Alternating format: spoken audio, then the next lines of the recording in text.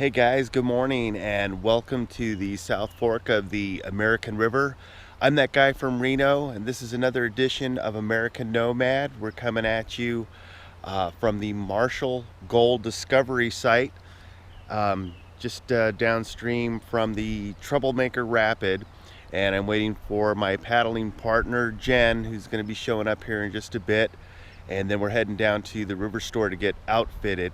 We'll be launching from here and taking the river down to Greenwood Creek, taking out there, and hopefully having enough time and wherewithal to do this twice.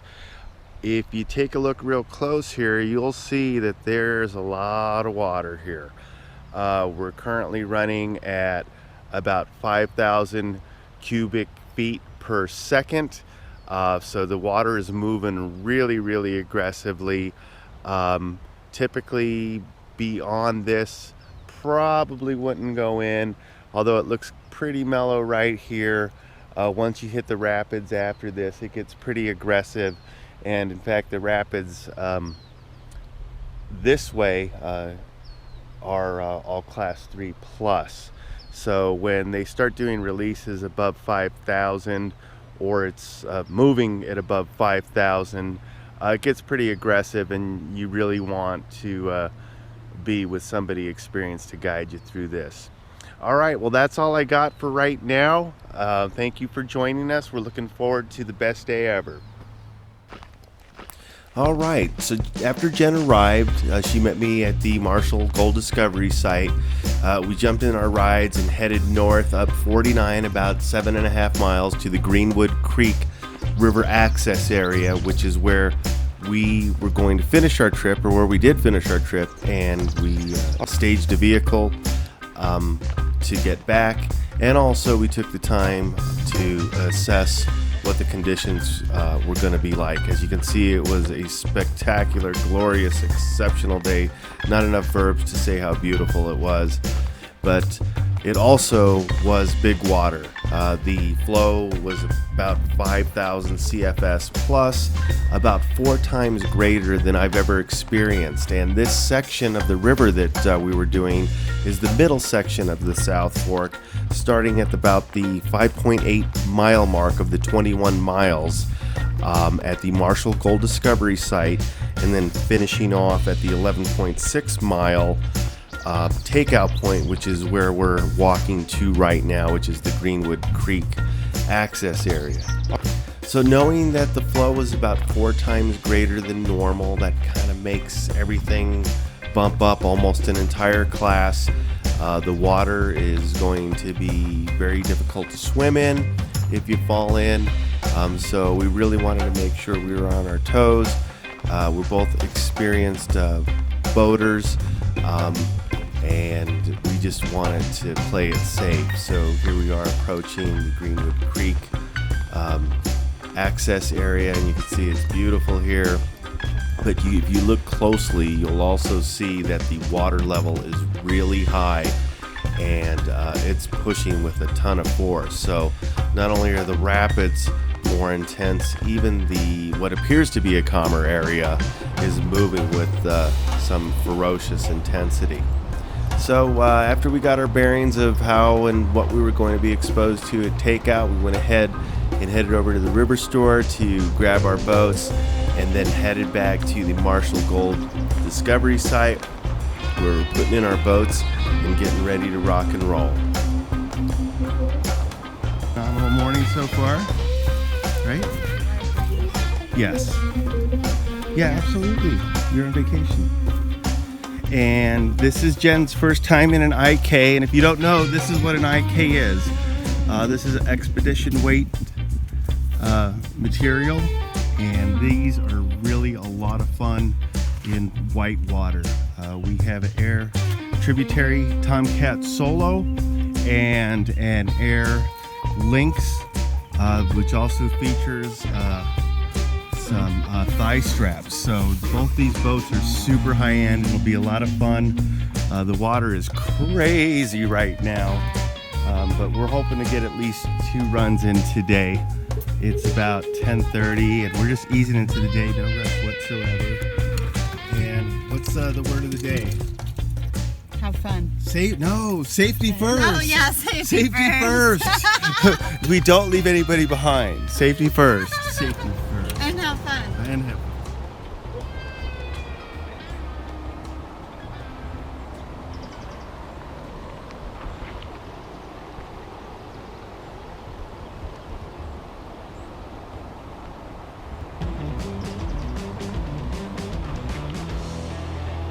All right, we're finally getting the party started. We got our boats in the water, and we are on our way.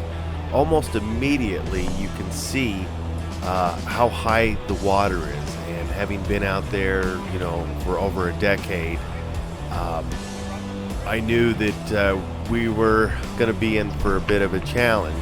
Keep in mind that we were doing the center section, which is typically pretty mellow, class 2 to class 3 minus, but with the water level at 5,000 CFS and it being so high, a couple anomalies come into play. One, of course, it's just impossible to swim it once you do fall in, and two, if you get too close to the edge, you're right there in the trees.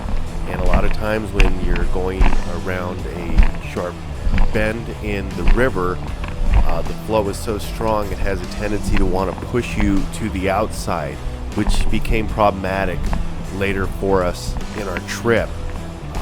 And you got to be very careful when you're navigating a bend in the river. You really want to take it from the inside, so by the time you hit the apex of the bend, you're not all the way on the outside heading towards a tree or some shrubs, only waiting to be impaled. At this point here, we're having a good time. The water is definitely rougher than I have seen this early in the run, but we were feeling pretty confident and having a good old time.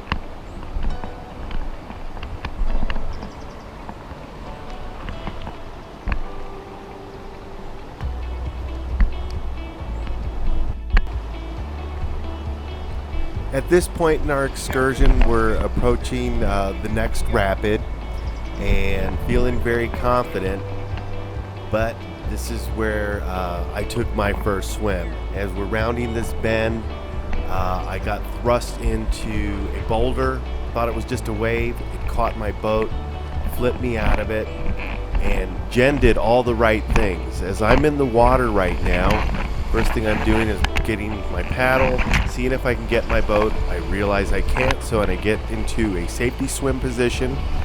Jen is doing all the right things, assessing where I'm going, if I'm okay, if I'm breathing, and she sees I'm okay. I'm still in my safety swim position and waiting for an opportunity to get into a swimming position to get to shore. Jen sees that I'm doing that. You can probably see me in the background. And while I'm waiting on shore, Jen's seizing an opportunity to get my boat. It took quite a while. In fact, I got stuck on shore and had to catch a ride back down the river to meet up with Jen. She was about a half a mile up the river, and some boaters brought me back to her. And here's where we recalibrated.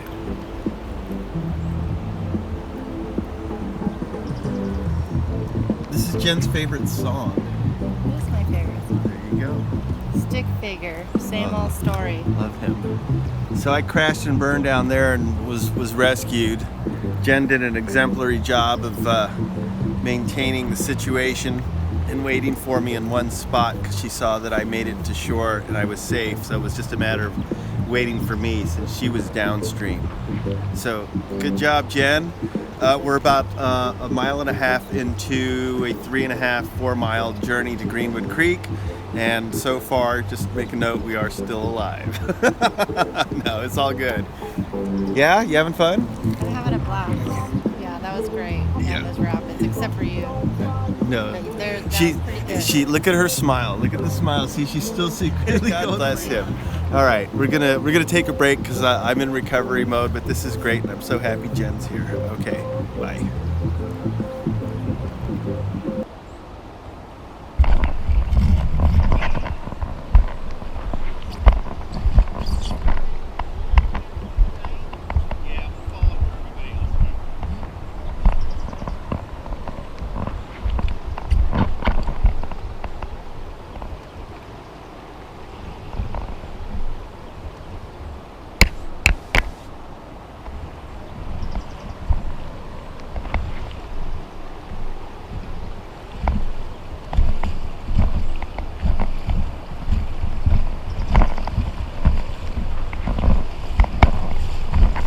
Now that we've recalibrated and reassessed things, kind of have a better idea of who our opponent is, the river being what it is this time of year with the flows just so brutally strong. Water temperature is very cold, and we have a better idea of how we need to be navigating. That being said, we're only about halfway through the trip, and we're going to be stopping at the Henningsen Lotus Park, which is coming up, and we're going to break for some lunch.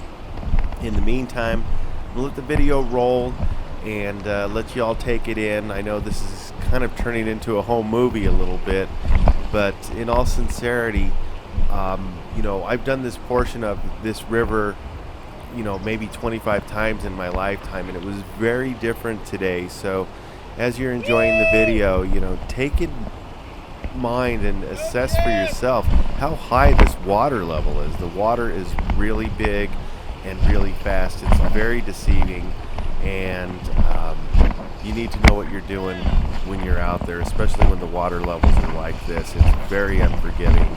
But we're having a good old time, and we're heading to the Henningsen Lotus Park to break for lunch.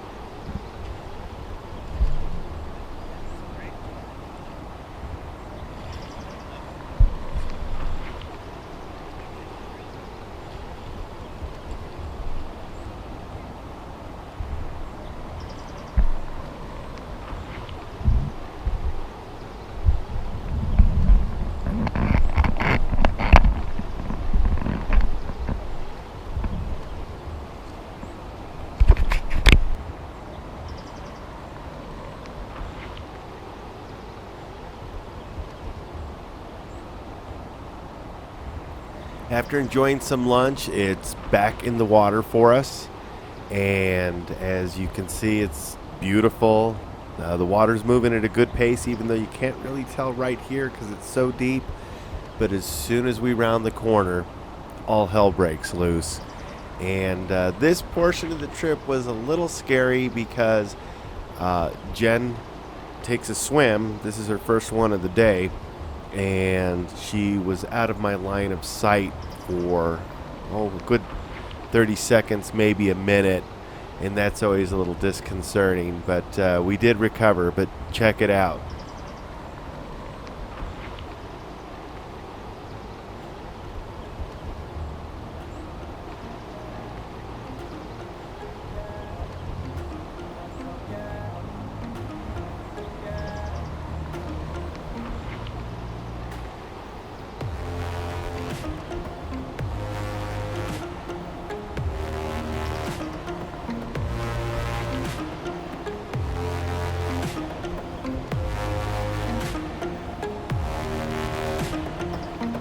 So as we're approaching the rapid, we realized that it kind of doglegs to the right a bit, and we came in on the outside of the rapid instead of the inside. As a result, the water and the force is just carrying us right to the outside and into the shrubs and the trees, and it was very dangerous. Jen got clipped by a tree. I'm right behind her in the same spot. I choose to bail out of my boat, so I dump myself out as opposed to getting impaled. Immediately get back into my boat and realize there's still a lot of trees heading my way. So I decide to straddle my boat, get my paddle, and do what I can to keep myself away from the trees because it's super dangerous. The water level's so high, you're right in the thick of some really robust branches, and many of these bushes and shrubs out there have really thorny spikes. I still can't see Jen at this point, but I do see her boat and what is my sun hat. I'm sure Brian Sparks will be happy to know that I didn't recover it. At this point now, I'm stuck on some branches and a little concerned because Jen is still not in my line of sight. I do see her boat, and I'm just fighting to push myself away. Eventually, I do break free and I recalibrate. But you can see it just wants to keep pushing you back out. So I'm trying to reestablish myself in the center of the water, get myself in my boat so I can have some control. I can now see Jen just by her boat way out there, and I know that she's safe. So I'm getting myself situated so I can competently head over her to give her a hand and get her out of the water. As I'm going to recover her boat, though, of course, we're coming up on another rapid.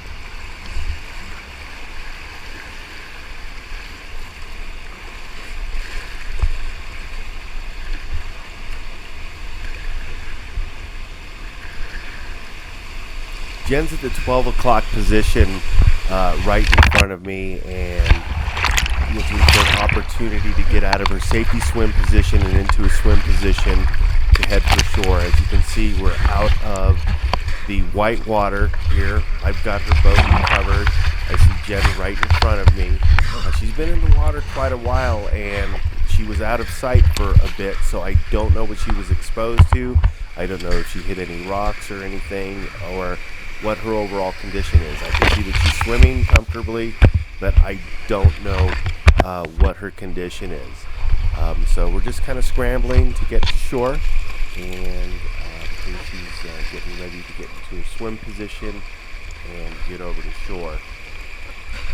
The water is very cold. In fact, when Jen popped out, the first thing she said is that she was fine overall, but so cold it felt like she was burning. That's not good, especially when the water is, in the 50-degree range. It doesn't take a long time for hypothermia to set in. But we got out of the water, got warmed up, and recalibrated. But that was pretty sketch.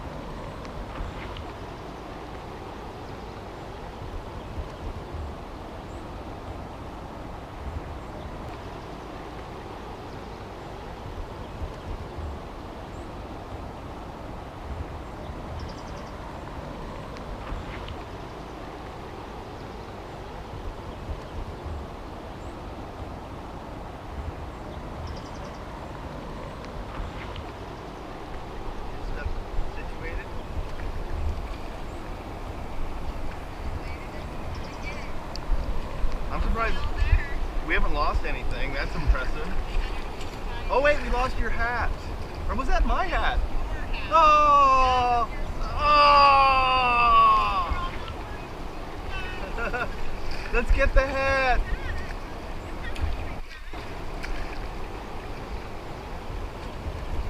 All right, we got Jen all recalibrated and back in one piece. We both are feeling pretty good at this point and ready to do the last leg of the river. It's about maybe 2.5 miles to the Greenwood Creek access takeout. From this point here, we did have a lot of fun over this next stretch. However, I ran out of batteries before we hit the last rapid, which was kind of a bummer because that's when Jen took her second spill, and that was the most brutal. It was about a 200-yard swim, and it was in the most turbulent water of the day, of course. However, like a champion she is, she made it through, and we got out. We both suffered, really minor injuries, scrapes and whatnot, stuff to be expected. But I'm looking forward to getting back out there again once the water level drops a little bit, because since we know it's going to carry us to the having been out here every year for the last 11 years straight, absolutely love the South Fork of the American River, especially the center section from Marshall to Greenwood Creek. It's typically relatively safe and super fun, and it was super fun for sure, but the safety factor was definitely in question this particular day. However, we finishing off the day here with the video. There was about another 30 minutes that wasn't recorded at the very end, and again, that's when Jen took her Ultra Mega 9000 swim. And this is how we ended the day. So I'm going to let this roll. Appreciate you joining us here today on American Nomad. I know this video ran really long, but for posterity, I wanted to keep as much footage inclusive into this master video for Jen, since it was her first outing with me out on the American River. Thought I'd put it together for posterity. I hope you enjoyed. And if you have any feedback or any thing that you'd like to share, please leave a comment and be a part of the conversation. Or better yet, post some of your videos on the American Nomad TV page on YouTube or on the Facebook page. We'd love to hear about your adventures and get your insight as well.